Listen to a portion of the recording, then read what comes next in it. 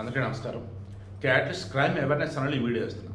కారణం ఏంటంటే నిన్న మొన్న ఈ కౌన్ బనేగా కరోడ్పతిలో ఆ పిల్లవాడు అమితాబ్ బచ్చన్ సంబంధించిన ఎపిసోడ్ సంబంధించి వీడియో ఇచ్చాడు. డిస్క్రిప్షన్ లింక్ కూడా ఇస్తా చూడండి.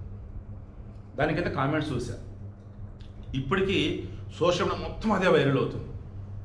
అందరూ చెప్పింది కూడా ఏంటంటే ఒకే ఒకటి, అందరు కామన్ పాయింట్ ఏంటంటే ఈ కాలంలో పిల్లలకి చదువు, మార్కులు, టాలెంటు, టెక్నాలజీ అది ఇదంటూ ముందుకు తీసుకెళ్తున్నారు తప్ప సంస్కారం, వినయ విధేయతలు, పద్ధతి ఇది తెలియటం లేదు వాళ్ళకి.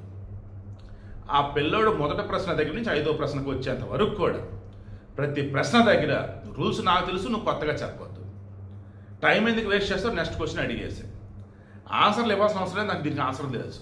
ఏంటి ఇది ఒక ప్రశ్న? ఎదుటనేది అమితాబ్ బచ్చన్. ఈ పిల్లోడి వయసు హార్డ్లీ 11 years, 11 సంవత్సరాలు.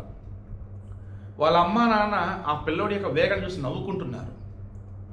చివరికి రామాయణంలో మొట్టమొదటి కాండని ఏమంటారన్నప్పుడు బాలకాండ అని కాకుండా అయోధ్యకాండ అని చెప్పి అబాస్పలైనప్పుడు ఆ తల్లిదండ్రులు బాధపడిన విధానం చూసి నాకు బాధ అనిపించింది.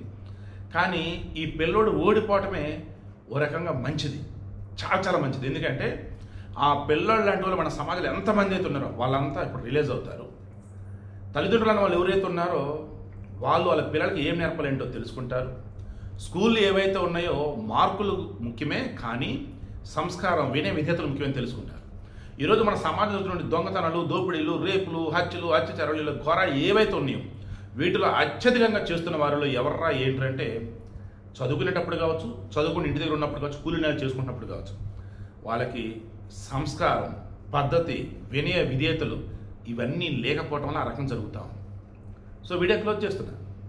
క్రైమ్ అవేర్నెస్ ఛానల్ ఇస్తున్న పర్పస్ ఏంటో తెలుసా?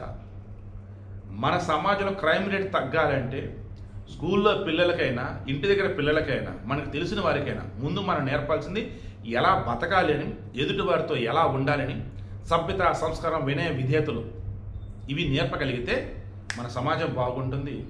ఆటోమేటిక్గా ఈ ప్రపంచం బాగుంటుంది. క్రైమ్లన్నీ కూడా జరగకుండా ఉంటాయి, ఒకవేళ జరిగినా చాలా చాలా తక్కువ ఉంటాయి.